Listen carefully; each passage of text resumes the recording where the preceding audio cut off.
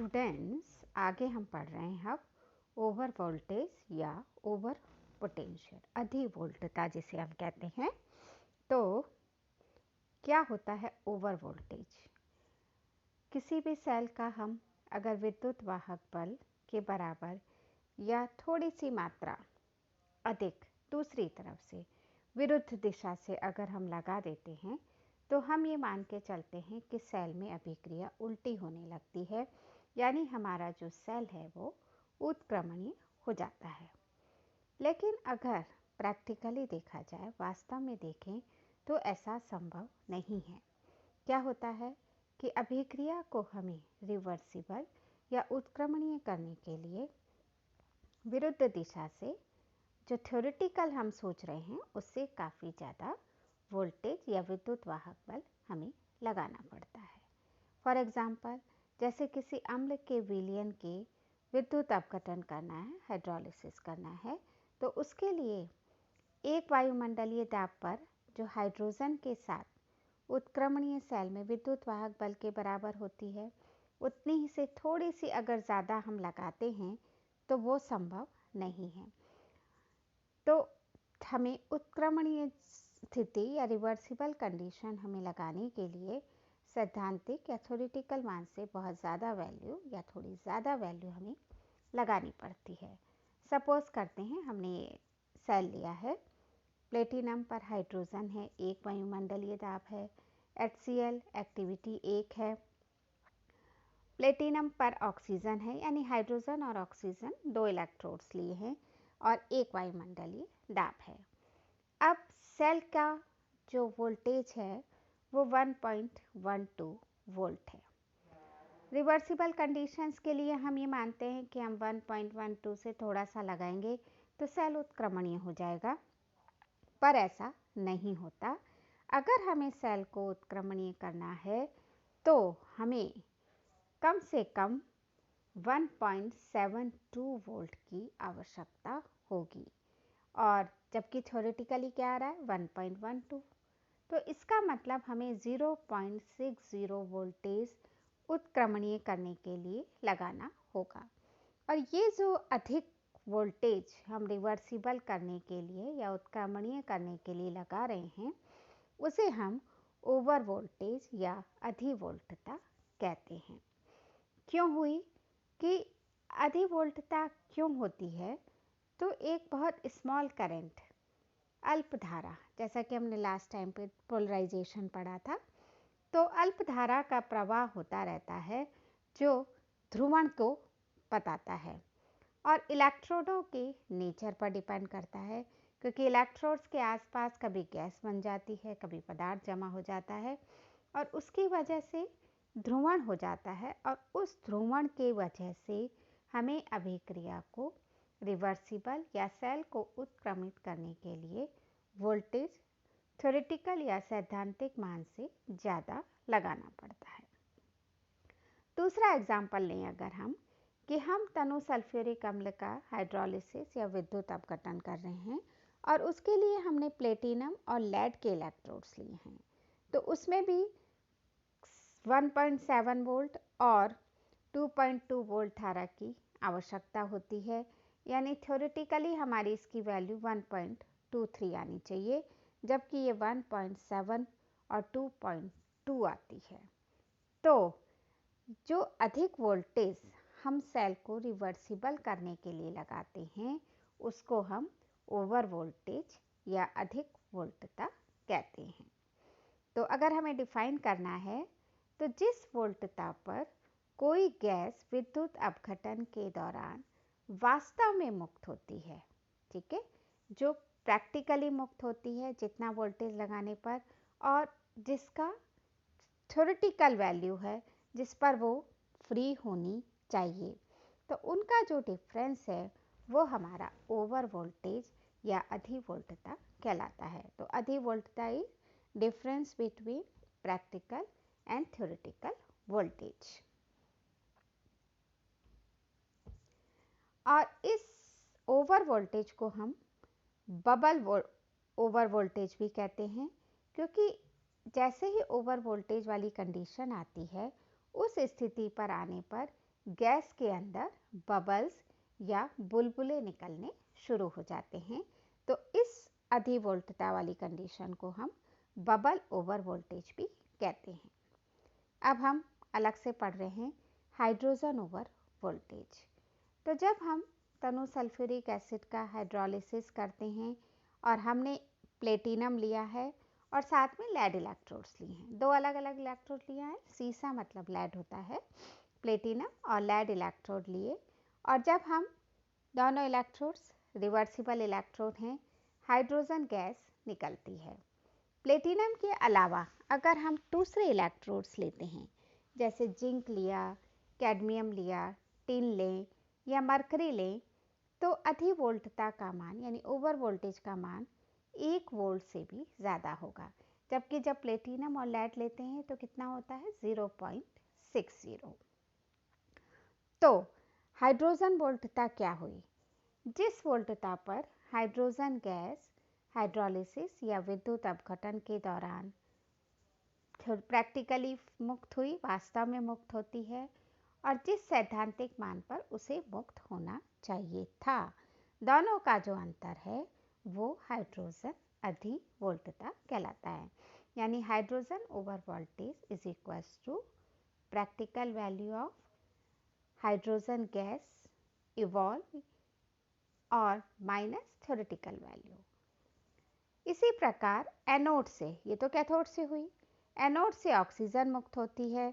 तो ऑक्सीजन जो मुक्त होती है और सैद्धांतिक मान जब ऑक्सीजन को मुक्त होना चाहिए था, तो दोनों का जो अंतर है उसको हम ऑक्सीजन वोल्टता कहते हैं।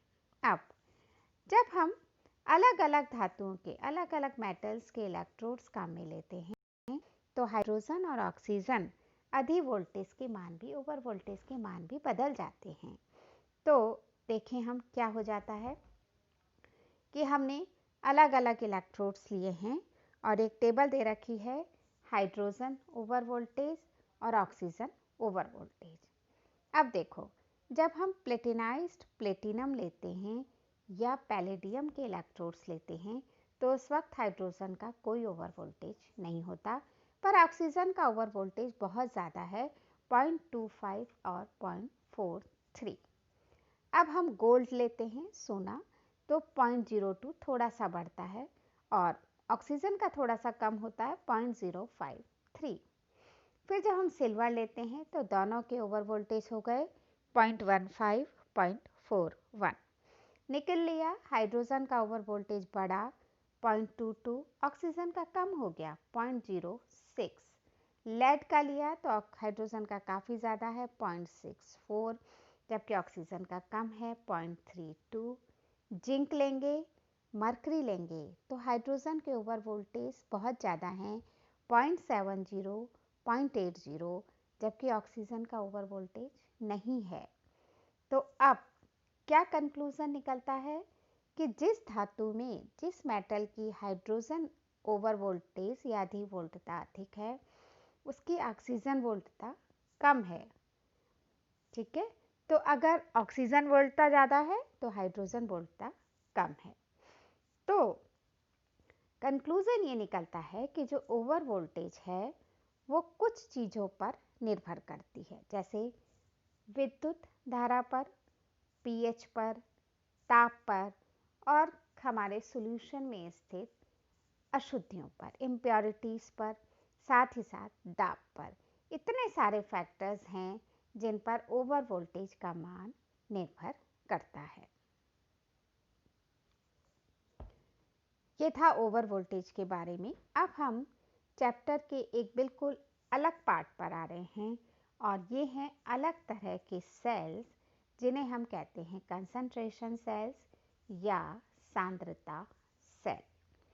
अब हम पहले पढ़ चुके हैं कि जो सेल का विद्युत वाहक बल है वो कई सारे फैक्टर्स पर निर्भर करता है, और उनमें से एक सबसे इम्पॉर्टेंट फैक्टर है कि जो हम विद्युत अपघटय या इलेक्ट्रोलाइट लेते हैं उसकी कंसंट्रेशन या सांद्रता।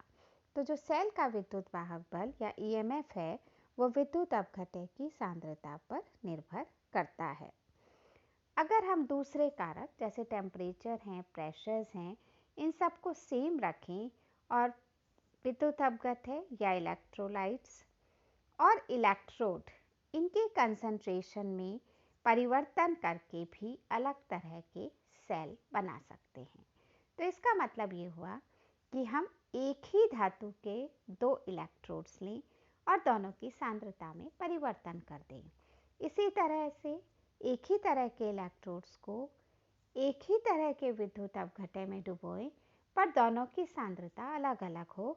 तो इस तरह के सांद्रता परिवर्तन के साथ जो हम सेल बनाते हैं उनको हम सांद्रता सेल कहते हैं। अब सांद्रता सेल में होता क्या है कि विद्युत ऊर्जा जो है वो विद्युत वाहक बल कहाँ से चलता है, हायर कंसंट्रेशन से लोअर कंसंट्रेशन की ओर स्थानांतरण होगा और उसकी वजह से विद्युत धारा उत्पन्न होती है। तो ये सेल सांद्रता सेल कहलाते हैं। सांद्रता सेल के दोनों इलेक्ट्रोड्स पर केमिकल रिएक्शन होती है, परंतु एक इलेक्ट्रोड पर होने वाली अभिक्रिया दूसरे इलेक्ट्रोड पर होने वाली अभिक्रिया की ठीक उल्टी होती है। अगर पहले पर आयन बन रहा है तो दूसरे पर अपचयन हो जाता है और बिल्कुल ठीक विपरीत होती है। इसलिए कुल मिला के रासायनिक परिवर्तन संतुलित हो जाता है और सेल में कोई शुद्ध रासायनिक अभिक्रिया हमें नहीं दिखाई देती।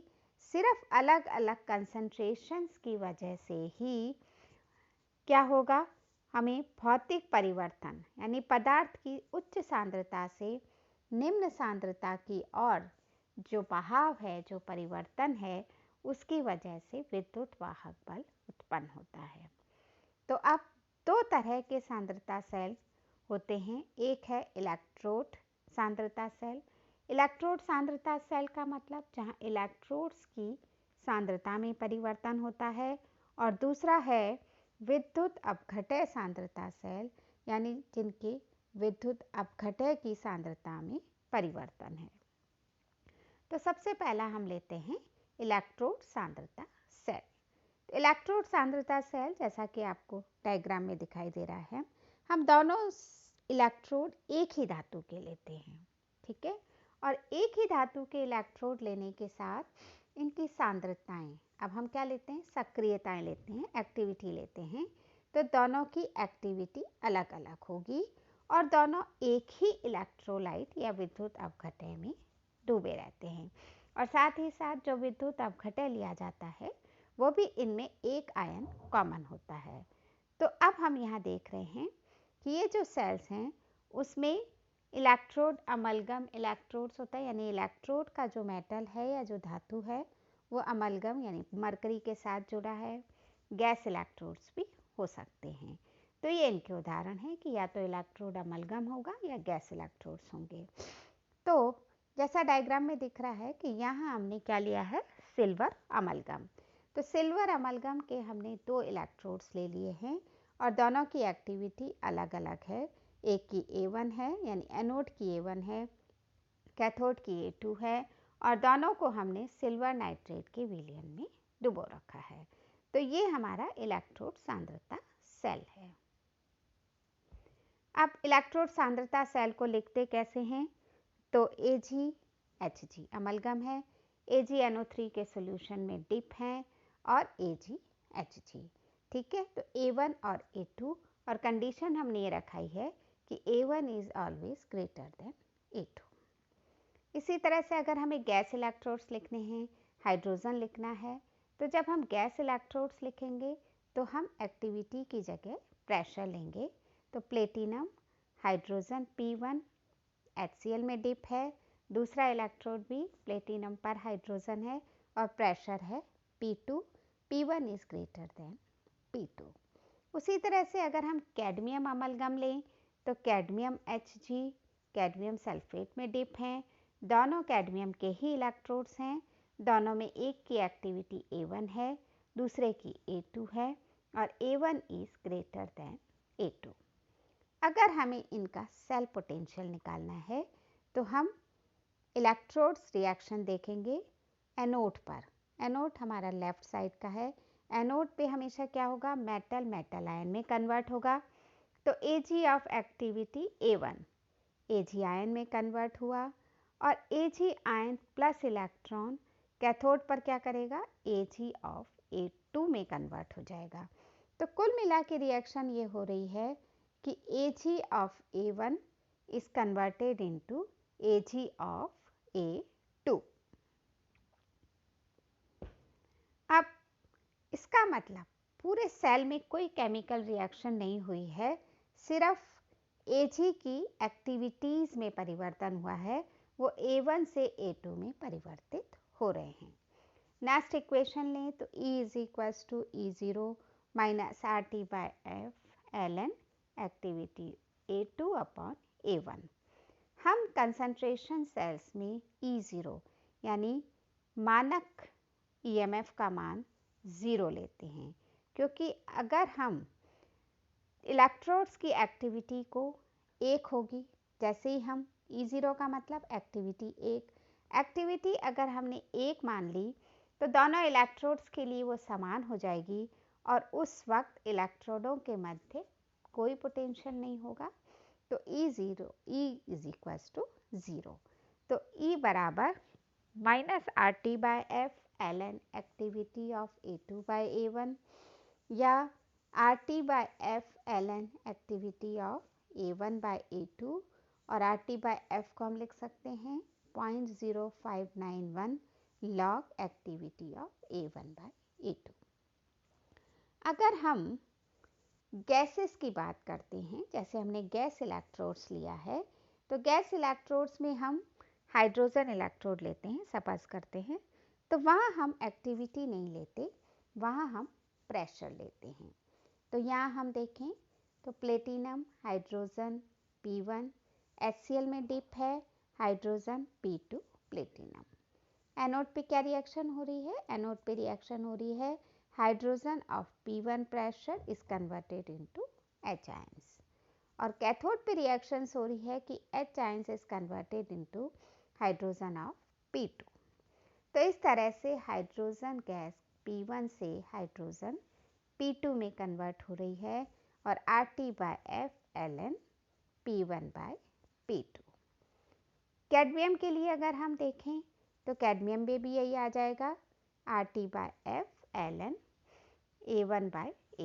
अब अगर हम सपोज करते हैं कि दूसरा मेथड लें और दूसरे मेथड में हम पुराना विधि ही ले रहे हैं कि इलेक्ट्रोड पर हमेशा रिडक्शन होता है, तो बाईं ओर के इलेक्ट्रोड्स में कैडमियम अमलगम में कैडमियम की एक्टिविटी A है, आयंस से कन्वर्ट हो गया कैडमियम A1 में।